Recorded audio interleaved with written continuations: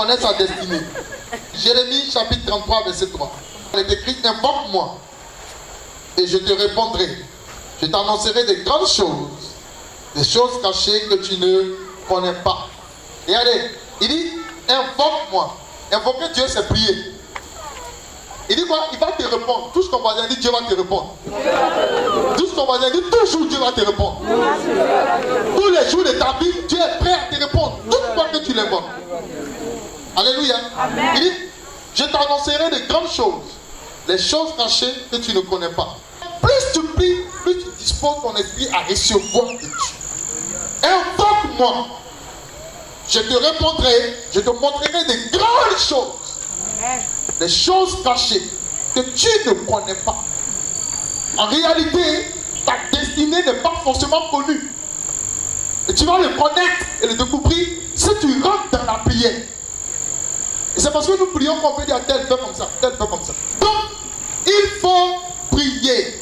La prière est très importante. Ésaïe 48, verset 6. Il est écrit ceci. Tu entends, considère tout cela. Et vous ne l'avouerez-vous pas? Maintenant, je t'annonce des choses nouvelles, cachées, inconnues de toi. Amen. Amen. Il dit, il ouvre tes oreilles pour que tu entends. Deuxième, il dit, il faut considérer ce que tu vas entendre. C'est pourquoi chacun de vous doit avoir ce qu'on appelle un livre intime, un cahier intime. Parce que n'oubliez pas que votre esprit n'est pas censé recevoir et garder tout ce que vous recevez. Il y a des choses que vous allez oublier, que vous pouvez vous rappeler dans 50-10 ans. Voilà pourquoi Dieu qui est sage dit ceci à un homme qu'on appelle Habakkuk. Il dit quoi? Écris la prophétie, garde-la, qu'on la lise couramment. En un mot, mais il faut lire ça couramment. Elle s'accomplira comment? Certainement. Regardez bien. Il dit, tu entends. Tu entends la prophétie. Tu entends ce que je te dis. Tu entends la révélation sur ta vie, sur ta destinée. Deuxième, il dit quoi? Considère tout. Soulignez le mot tout. Considère tout cela. Il ne faut pas considérer une partie. Sinon, tu vas accomplir une partie de ta vie. Le reste, tu ne vas pas accomplir. Considère tout. J'insiste. Si tu veux accomplir ta destinée, il faut considérer tout ce que Dieu te dit. Arrête de considérer ce qui t'arrange. Arrête de considérer ce qui ne t'arrange pas. Considère tout. Ne cherche pas à savoir, mais si l'homme de Dieu m'a dit ça, ou bien si Dieu m'a dit ça, c'est parce que la soeur est partie lui dit comme ça, ou bien c'est parce que hier, il n'y a pas fait de hier là ici. Considère tout. Il continue, il dit quoi? Il dit, ne l'avouerez-vous pas?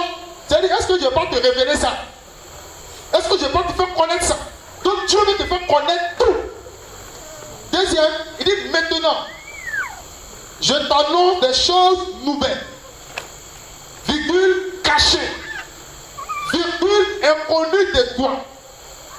C'est la volonté de Dieu. À un moment donné, plus tu pries, sans même demander certaines choses, Dieu lui-même se charge de te révéler les choses que tu n'as pas demandées. Que toi-même tu ne connais pas. Mais c'est pour ton bien. C'est pour ton bien.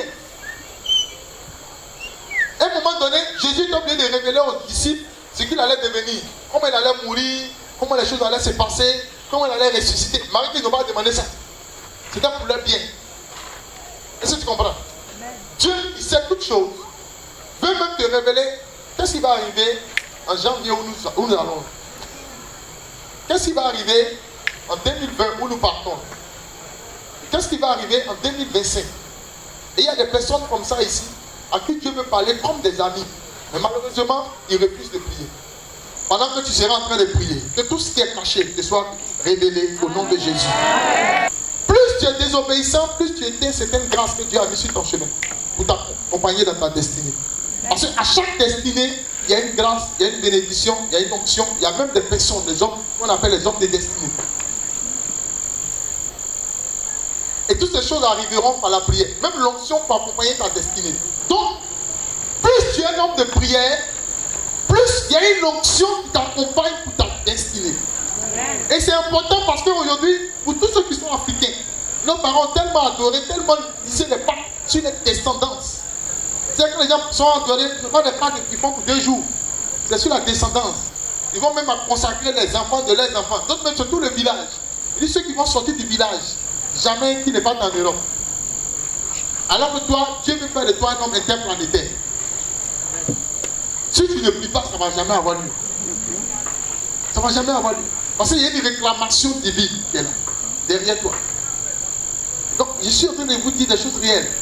Ne prenez pas la prière à la légère, surtout de nos jours. Même pour voyager, pendant que tu pries, tu connaîtras quel cas tu vas prendre.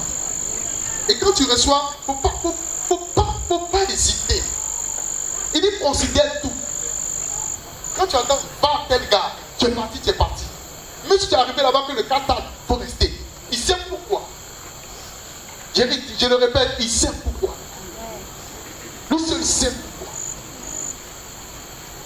Il sait pourquoi.